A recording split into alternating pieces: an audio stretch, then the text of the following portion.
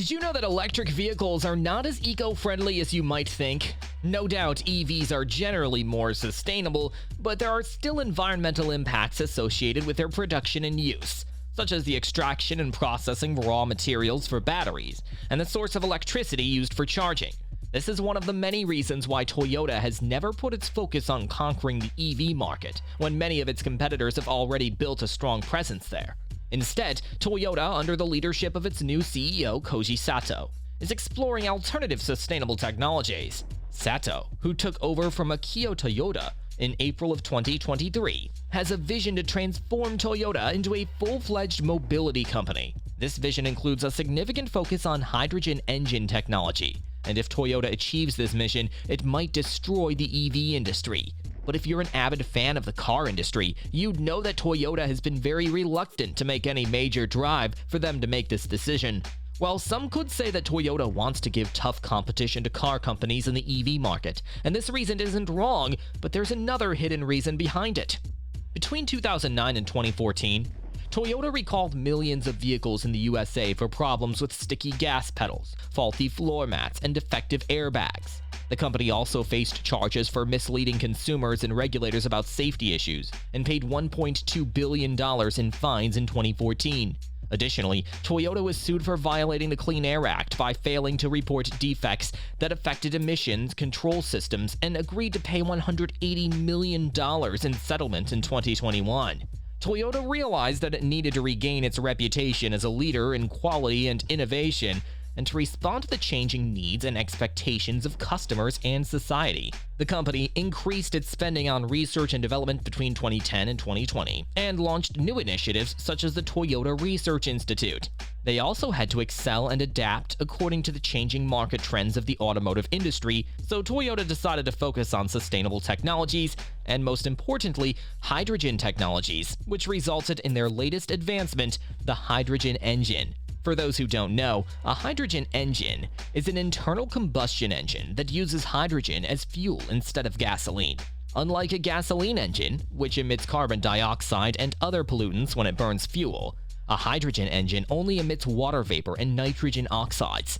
It's also different from fuel cell electric vehicles, which do not burn fuel but convert hydrogen into electricity through a chemical reaction with oxygen. The electricity then powers an electric motor that drives the wheels. If we look at its history, the first hydrogen engine was designed by François-Isaac de Rivaz in 1806, when he built a four-wheel vehicle that ran on a mixture of hydrogen and oxygen stored in balloons. In 1942, Russia converted 200 of its trucks to run on hydrogen due to a fuel shortage at the time.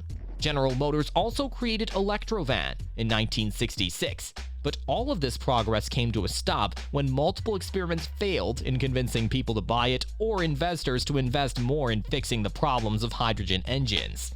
In simple terms, several challenges and barriers hindered the widespread adoption of hydrogen engine technology. Some of these were technical, such as the difficulty of storing and transporting hydrogen safely and efficiently, the low energy density and high cost of hydrogen compared to gasoline, and the need for modifying existing engines and infrastructure to accommodate hydrogen. Some of these were social, such as the lack of public awareness and acceptance of hydrogen as a viable fuel, the perception of hydrogen as dangerous or explosive, and the competition from other alternative fuels and technologies. So how is Toyota bringing back this technology?